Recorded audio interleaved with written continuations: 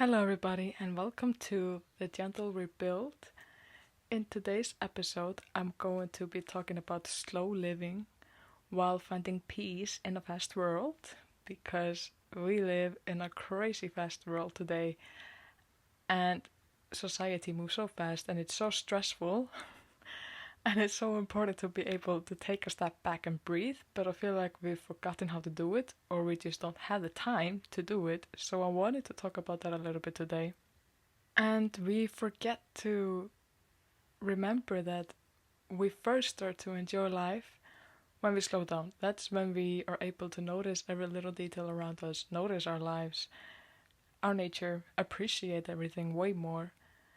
And I also just a little side note, I think that we've all forgotten to appreciate the little things because we always have to be doing something. Just being bored or being still is never enough. We always have this pressure to do more.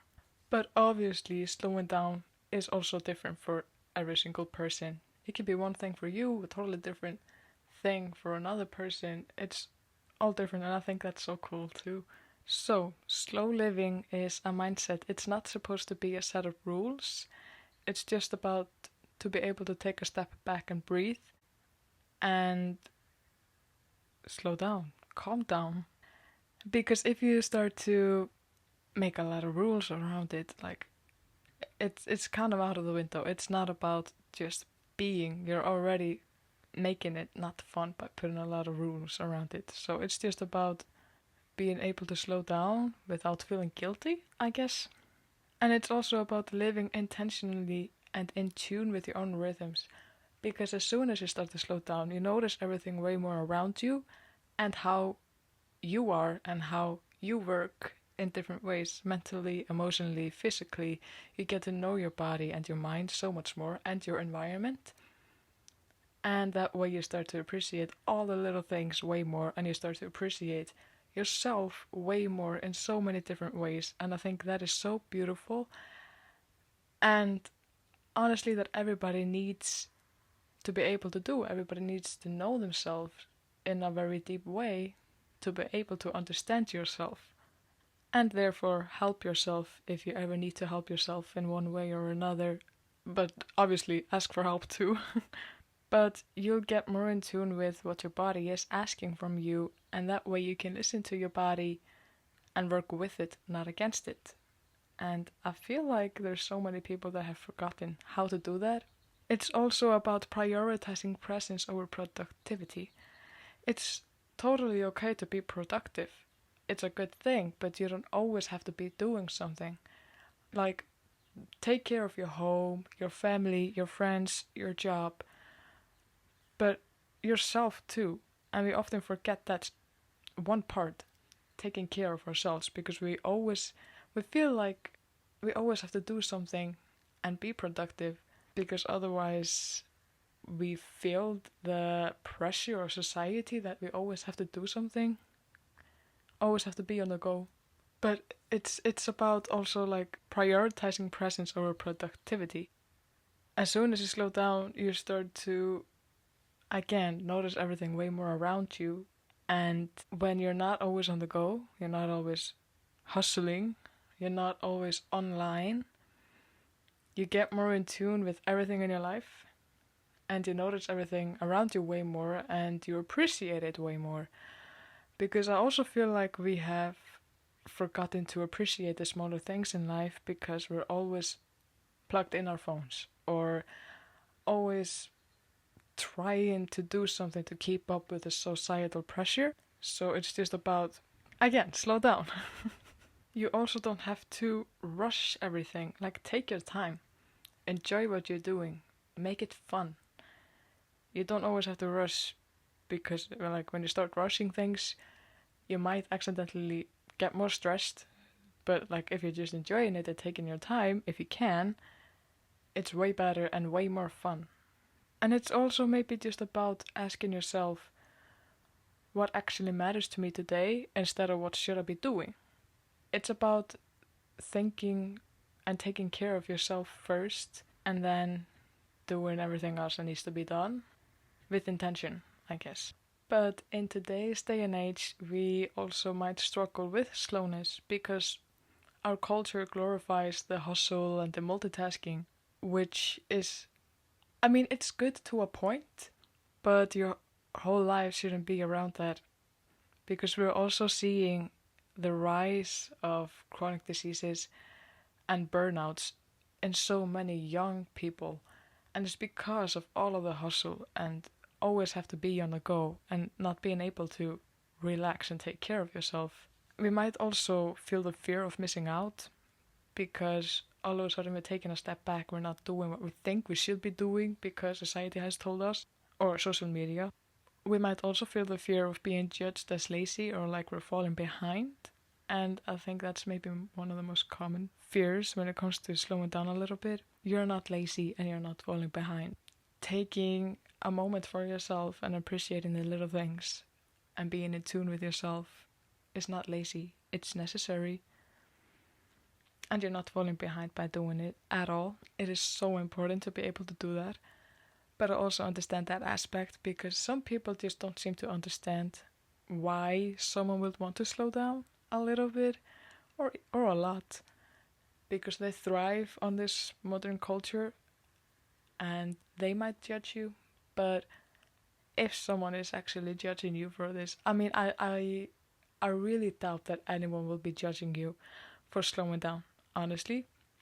But if someone is judging you, don't even recognize it. Like, don't think about it. You're not living for them, you're living for yourself. And we're not living the same life. So why also should they care about what you're doing? And I mean, if they're thinking about you, then like, hey, okay, they're thinking about you. Like, try to like, if it annoys you a lot and you know someone is judging you, just try to make fun of it for your own sake. But yeah, but I don't really think that anyone is really judging you. If something, they might admire you to be able to slow down a little. But it's also the fact that we are so addicted to stimulation. We are overstimulated because of our phones, the social media, like everything is in our phones, and we have our phones on us 24/7. We have social media, all of the notifications. We are accessible 24/7, which is a new thing. People back in the day weren't accessible 24/7. And we never really put the phone down. And we never let ourselves to just sit and be bored. When was the last time you sat down in boredom for 30 minutes maybe? Without your phone, without television, without your computer. When really was the last time? Or did you have to take out your phone after 5 minutes to get your stimulation because you were bored? Because we have lost the imagination and the fun kid-like productivity to take up something to do other than the phone when we're bored, because we always have the phone in hand to distract us when we're bored. And it's not a good thing at all. But it's also about when you start living slowly, you notice what has a positive effect on you and what has a negative effect on you. And for example, I noticed that social media was very triggering for me in different ways. And I took the decision last week, I think. I quit on Facebook and I felt so guilty doing it because I felt like I was doing something wrong because everybody is on Facebook and that I would be weird, I guess, for quitting it. And I felt so guilty while I was deleting it, but as soon as I deleted the app and my account, I felt so relieved. And I also got myself the old school normal cell phone, the flip phone. It doesn't have any access to the internet or the internet or social media apps. It's just a regular flip phone where you can text and call. Because the modern dumb phones, they call it today, they are pre-installed with, many of them are pre-installed with access to the internet and social media apps, which you can't get rid of, which is kind of weird because that is the whole point of going back to those cell phones, is to get away from the social media and the chaos there.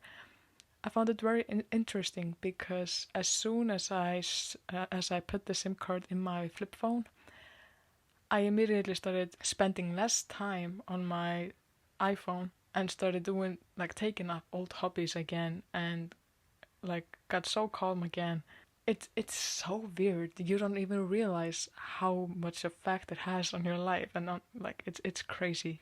And I personally took the decision to just use my iPhone because it is a computer, but you can call and text from it.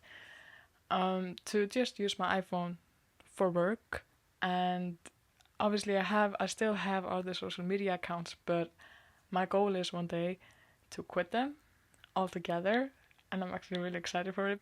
So I want to talk about how slow living can heal us, and it has absolutely done wonders for me, and I was kind of forced to start living slowly because everything, as I talked in the last two episodes, everything happened at the same time.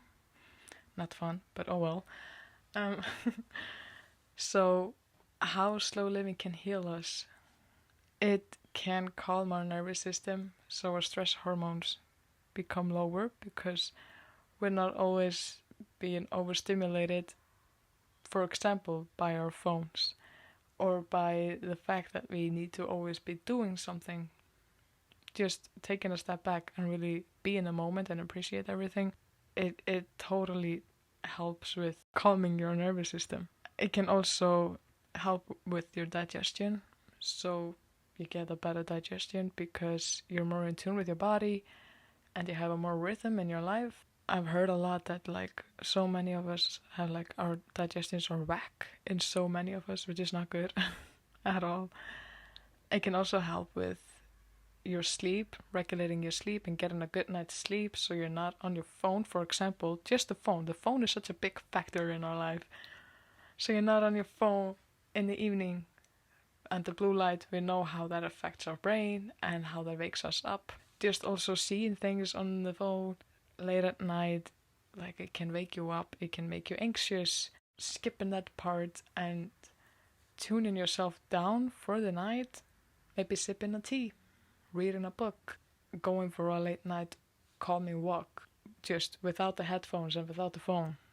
Like it can really help you a lot. And by doing that, you're also, like if you're getting a better sleep and a better digestion and you're able to calm your nervous system, you also get a better immune health. Our immune system gets weaker if our sleep or nervous system or digestion is whack. So this is also connected to each other, and we really need to think about that. It can also help you form deeper relationships with everyone in your life. If it's family relationships, friendship relationships, or romantic relationships, it will deepen them because you have time to really be with them in the moment without being worried about what you need to do next or what you need to do tomorrow or what you haven't done today or checking your notifications. Like just be with them and you honestly get to know them on a way deeper level. And you will also get more creative and you will get more inspiration because your mind has more space to wander. I've definitely noticed that just from quitting Facebook and spending way less time on my phone. I've definitely noticed, as I said, my old hobbies. I started practicing my old hobbies again, for example. And you might also feel more alive in everyday moments because you appreciate them more and you notice them more. So, if anything, when you listen to everything that I just said, it's just positive. There's nothing negative about taking a step back and live a bit more slower at all. So, slow living can look very different from each one of us, but here are some examples. You could wake up without rushing into your phone. If your phone is your alarm clock, then you just turn it off. But don't go on the phone first thing in the morning. Like, wake up, eat breakfast, get your coffee, do some light workout or stretches, feed the cats. I don't know, whatever you usually do in the morning, do it without the phone. Or going out and walking without the headphones and just listening to your environment. And doing less but with more care, with more intention, and don't rush through it. Take your time and really appreciate what you're doing, whatever it is, because it can also be more fun that way. And also you need to learn to say no. And that's something that I do still struggle with, but it's to be able to say no to things that don't nourish you And if you find, also this is so important and this has helped me so much, if you're really stressed or anxious, you could do a list of every little thing in your life that makes you anxious and work on removing that thing out of your life if it's possible. And also having an unhurried conversation with someone that you love. Just enjoy the conversation and actually be in the conversation and take your time. And I think this is probably the most fun part. Also, it is to create small rituals. It could be, I don't know, maybe you have a diary, so you can do your diary every day without distractions or really put yourself in there. Or you could do like a morning ritual, like you wake up and you eat breakfast, you drink your coffee, or whatever it might be. Like, do it with intention, and so it's like becomes like one of your favorite parts of the day. Like for myself, I have my night ritual where I take my shower, then I drink my tea, and while I'm drinking my tea, I calm down and get ready for getting sleep. Then I go into the bed and start reading a little bit, and then I fall asleep. And also, just by switching out being in the phone in the bed in the evening versus reading a book, you get tired way more easily just by reading a book. And you fall asleep like after 15 minutes instead of being on the phone and accidentally spending an hour on the phone. So it doesn't have to be complicated at all. And I think that it shouldn't be complicated at all. It's just about doing things slower with more care, I guess. You could also start by choosing a part of your day where you can slow down, whether it's the mornings or the evenings or your meal times where you're not rushed. You can also create phone-free spaces or phone-free times where you cannot go on the phone, or rather you have to do what you want to do without the TV or the phone, and you might end up starting a new project. You can also practice mindfulness in tiny ways, like noticing the birds singing or the flowers when you walk by a house. It's literally so easy. It's just about not being rushed and slowing down and being more in tune with your environment and yourself. But we make it so complicated for ourselves because we're so used to being always on the go. You should definitely, and it's an example that I'm giving you, but I think it's actually such a big part, to set softer expectations for yourself. We're all doing our best, and that is the best thing that we can do. It's doing our best, but we don't have to push ourselves to the edge all the time. It's about nourishing yourself and be able to take care of yourself. And once you're able to take care of yourself, you can take care of the people that you love and be there for them. If you're able to be there for yourself and take care of yourself, then you're able to be there for the people that you love and take care of them, however that might look like. So by setting softer expectations for yourself, for example, if you're trying to do something, I don't know what it might be, and you're not meeting that expectation that you have for yourself, and you might get annoyed or pissed, angry, whatever, you wouldn't act that way towards someone that you love if they weren't meeting their expectations or your expectations for them even, would you? I doubt it. So why are you so strict on yourself? Obviously we need to have self-control. I'm not saying that. I'm just saying don't be so harsh on yourself. And it's also about practicing mindfulness in tiny ways. It goes hand in hand with noticing the beauty in ordinary moments. Honestly, life is so much more fulfilling this way than the other way around, the way that we are living it today, by always being on the go. By slowing down, life becomes so much more fulfilling. And you can also forget yourself in moments. For example, the summer is here now in Denmark, which is really nice. And as I talked about in the last episode, for supporting my health, especially my gut health, I go out in the sun for 20 minutes. And I started noticing this fly walking on the grass. And they were so cute because, well, I'm not a big fan of bugs at all. But this fly was so cute because it was this like little small fly, and it was walking on the grass, and each grass went like up and down, and then it went to the next piece of grass and up and down, and it was so cute. And that's also, I could have been on the phone, I could have been listening to music, but I was just there enjoying my time, enjoying my little sun time, listening to the birds, and noticing little things like that. And it makes you so much more happy. It's a different kind of happy, like rather than seeing something funny on the phone. So it definitely is not about something big or you have to change your lifestyle or do everything at once differently. No, it's just about taking a moment and just be in the moment. And I think that it could be really good for you if you will try it. Maybe when you go to sleep tonight, don't go on the phone. Try reading maybe a few pages in a book. Just try to incorporate more and more of these little things in your life that helps you slow down and feel less stressed and helps you enjoy every little moment. And slow living is definitely not about doing everything perfectly. It's about choosing presence and one choice at a time.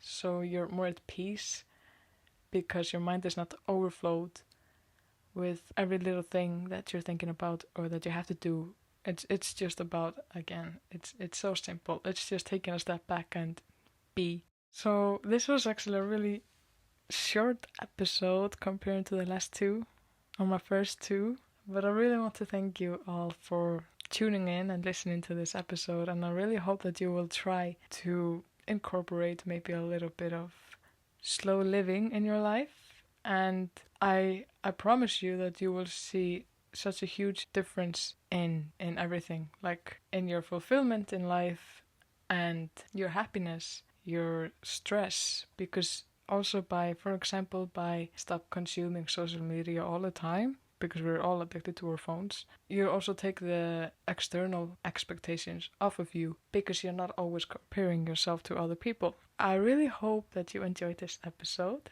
Thank you so much for tuning in, and I'll see you in the next one.